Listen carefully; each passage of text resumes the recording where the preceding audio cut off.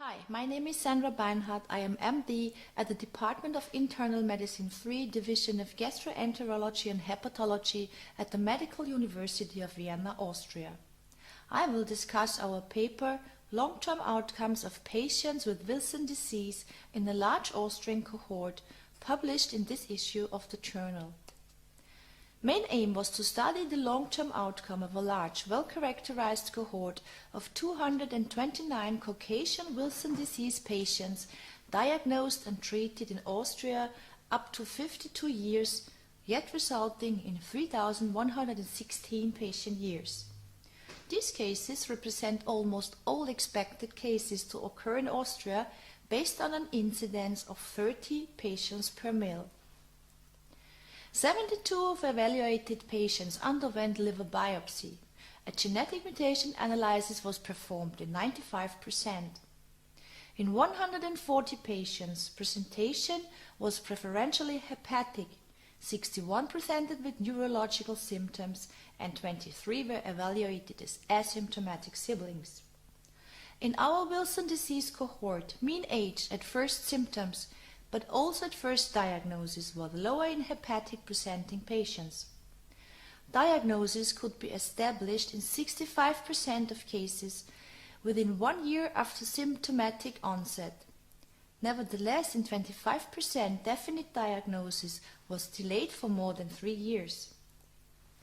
Long-term outcome data evaluated within our study underscores favorable long-term prognosis with a 20-year cumulative survival rate of 92% compared to 97% in the general healthy Austrian population.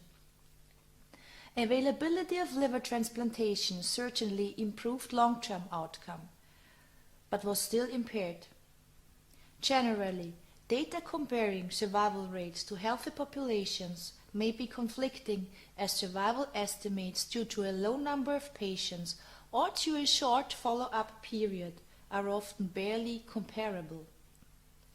Among performed studies with reasonable large sample sizes, death rates varied from 1.8% up to even 21.1%.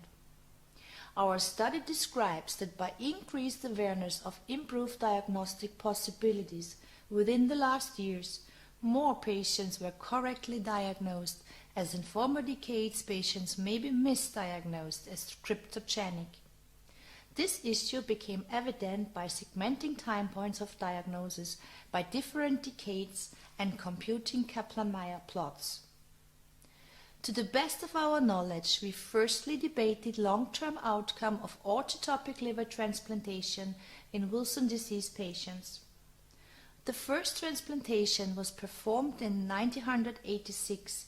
Since then, with more and better diagnostic possibilities, more patients with advanced hepatic disease were seen, and their number further increased after the year 2000.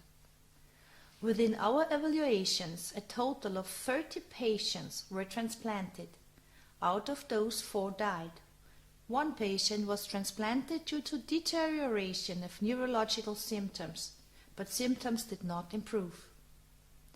87% of transplanted patients were living at the end of follow-up, with a maximum of survival of 27 years after OL takes, comparing well with findings of 1 and 5-year patient survival data listed in the United Network for Organ Sharing.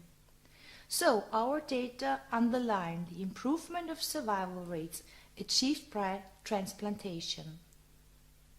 Independently, mortality rate of 7.5% was lower as described in former studies. 17 patients died within the observational period, and only in 12 patients cause of death was definitely related to Wilson disease. There was no difference in mortality rates according to phenotypic presentation, and in contrast to other studies, no malignancies were seen. Nevertheless, the strongest predictor of impaired survival in our study findings was histologically proven cirrhosis at diagnosis, ruled out by multivariate analysis, and possible due to the fact that most of our patients underwent liver biopsy whether they presented predominantly hepatic or neurological symptoms. To conclude, long-term prognosis in Wilson disease patients surviving more than 10 years after diagnosis, enabling early treatment initiation, is excellent in terms of survival as well as in clinical conditions. These findings are especially convincing in patients diagnosed at an early stage and hence before development to cirrhosis. Moreover, sustained information about adherence to treatment should be enhanced in patients diagnosed at younger age or in siblings without symptoms at the time point of diagnosis to hinder development to cirrhosis.